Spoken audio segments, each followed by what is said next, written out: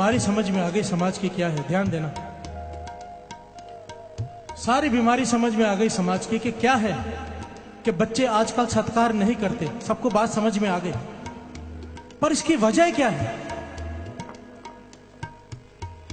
इसकी वजह क्या है और इसका हल क्या है? यह बहुत जरूरी है। यह प्रकरण अगर यहीं खत्म कर दें तो बात नहीं बनेगी। इसकी वजह क्या है और इसका हल क्या है? पहले समझते हैं वजह। देखिए, आज की मां सुबह उठते टीवी सीरियल लगा लेती है, रात को सोने तक टीवी सीरियल देखती है। उन टीवी सीरियलों में क्या होता है? ध्यान देना, क्या आता है? घर घर की कहानी क्या आता है? जितनी लड़ाइयां झगड़े उन टीवी सीरियलों में दिखाई जाती है, साथ संगत जी महाभारत के युद्ध में भी नहीं दिखाए गए। इतने झगड़े, मन में क्या बसेगा? शक का स्वभाव। ऐसी मां अपनी बेटी को यह नहीं सिखाएगी कि सास को मां समझना, वो यही कहेगी सास को सास ही समझना। ऐसी मां अपनी बेटी को यह नहीं कहेगी कि देवर को भाई समझना, देवर को देवर ही समझना।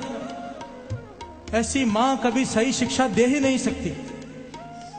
तो जड़ है मां। यहां पर औरत ही औरत की दुश्मन है। साथ संगत जी, जड़ है मां। हम अपने बच्चों को एक आशीर्वाद देते हैं, ध्यान देना, कि जा ससुराल में जाके राज करेगी।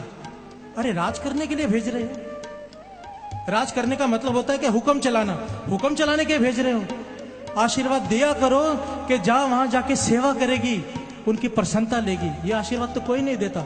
ये देते हैं कि जाके ससुराल में राज करेगी। क्योंकि भाई गुरदास जी कह रहे हैं, मैं नहीं कह रहा। कोई मुझसे झगड़ा करने ना आ जाए बाद में, भाई साहब आप हमारे लिए कह रहे थे। ध्यान से बात को समझने की कोशिश कीजिए। भाई गुरदास जी कहते हैं कि विवाहने के बाद, शादी के बाद तू अपने माता पिता को भूल गया। शादी के बाद क्या होता है?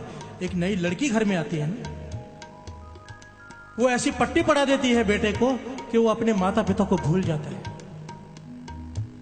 जम्मे साईं विसारिया, विवाहया मां प्यो विसारे। भाई गुरदास जी कहते हैं। मेरी बात को गहराई से समझने की कोशिश करना। हम क्या सिखाते हैं, पर हमें शिक्षा कहां से लेनी है? शिक्षा कहां से लेनी है? शिक्षा लेनी है गुरु साहब जी से।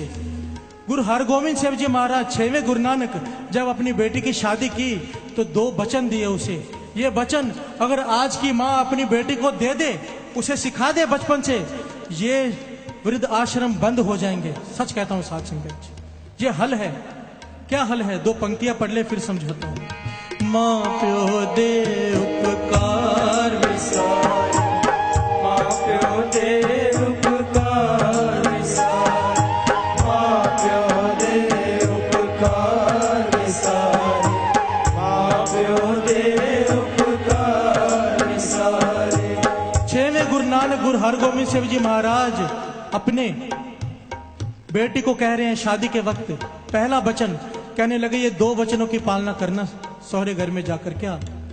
सौहरे घर में जब सब सो जाएं, ध्यान देना, जब सब सो जाएं, उसके बाद घर का सारा काम समेट कर फिर सोना। ध्यान देना, क्या कह रही हैं अपने बेटे से? सौहरे घर में जब सब सो जाएं, उसके बाद घर का सारा काम समेट कर सोना। और इसका मतलब ये नहीं कि सबसे आखिर में उठना और सबसे पहले अमृत वेले उठना। प्यार से बोलिए धन गुरु नानक। सोना सबसे बाद में, उठना सबसे पहले अमृत वेले। ये पहली शिक्षा।